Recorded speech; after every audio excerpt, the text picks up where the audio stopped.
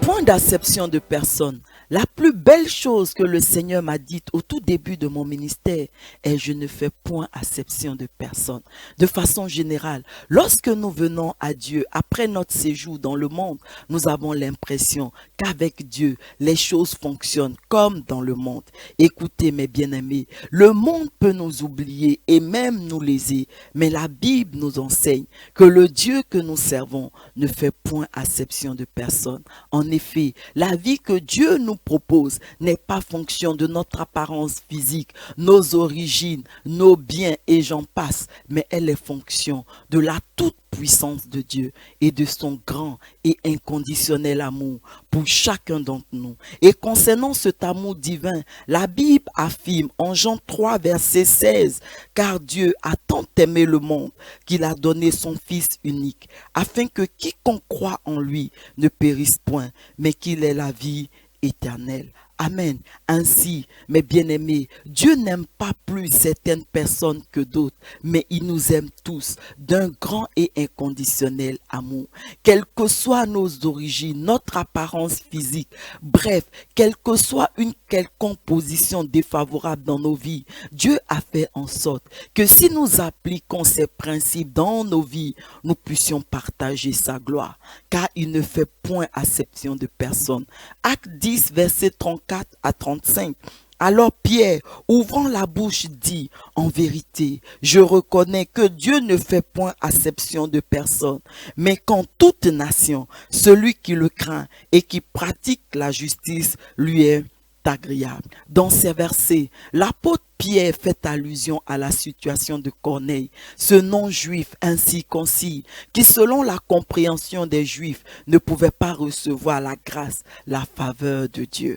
Mais regardez, cette position d'étranger aux promesses de Dieu n'a pas empêché Corneille de marcher fidèlement dans la crainte et dans la connaissance de Dieu. Et son attitude plut à Dieu, qui l'a sanctifié, le rendant ainsi éligible aux promesses divines. Corneille a été ainsi baptisé du Saint-Esprit et a partagé la gloire de Dieu. Et l'apôtre Pierre lui a donné par la suite le baptême d'eau. Mais ce baptême d'eau que Pierre a donné à Corneille a suscité une polémique dans le corps de Christ à cette époque, car il était interdit à un juif de se lier à un étranger ou d'entrer chez lui. Mais j'aime bien l'image que Dieu utilise pour convaincre Pierre d'entrer chez Corneille, pour prier avec lui et lui enseigner sa parole. Acte 10, verset 10 à 16. Il eut faim et il voulut manger. Pendant qu'on lui préparait à manger, il tomba en extase. Il vit le ciel ouvert et un objet semblable à une grande nappe attachée par les quatre coins qui descendait et s'abaissait vers la terre, et où se trouvaient tous les quadrupèdes et les reptiles de la terre et les oiseaux du ciel. Et une voix lui dit, « Lève-toi, Pierre, tue et mange. » Mais Pierre dit, « Non, Seigneur, car je n'ai jamais rien mangé de souillé ni d'impur. » Et pour la seconde fois, la voix se fit encore entendre à lui. « Ce que Dieu a déclaré pur, ne le regarde pas comme souillé. » Cela arriva jusqu'à 3 fois, et aussitôt après, l'objet fut retiré dans le ciel. Amen. Ces versets nous enseignent que Dieu est souverain et que nul homme ne doit regarder comme impur ce que Dieu a choisi et sanctifié. C'est ainsi que dans l'ancienne alliance, Dieu a choisi des rois comme Saül, qui n'appartenait pas à la tribu de Juda, la tribu par excellence des rois, pour régner à la tête de son peuple. De même, Dieu a choisi des hommes comme Josué et Samuel, qui n'appartenaient pas à la tribu de Lévi, la tribu par excellence des serviteurs de Dieu,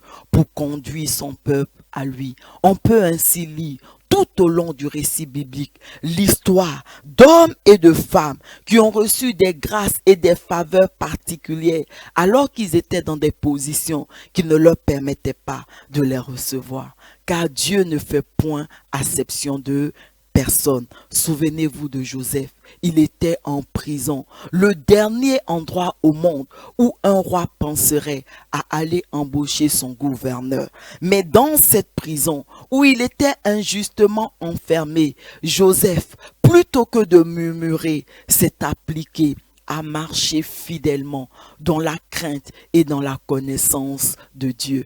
Ainsi, c'est dans cette prison que le Pharaon, le roi d'Égypte, est venu le chercher pour faire de lui son gouverneur, la première personnalité la plus importante d'Égypte après lui. Joseph a ainsi partagé la gloire de Dieu. De même, David se trouvait dans les pâturages, en train de s'occuper des brebis de son père, lorsque le prophète Samuel est venu dans sa maison pour oindre le futur roi d'Israël.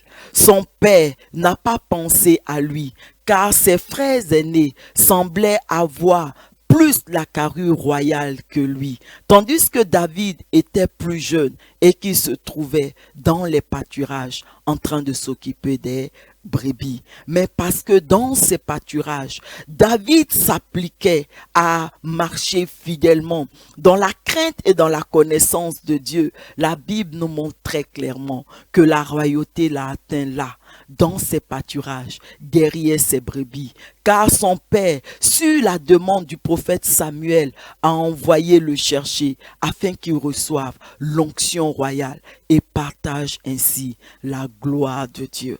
Aujourd'hui, c'est à notre tour de partager cette gloire de Dieu. Et tout comme Corneille, Joseph et David, tu désires toi aussi, malgré la position apparemment défavorable dans laquelle tu te trouves, partager cette gloire de Dieu. Tu peux maintenant faire avec moi cette prière.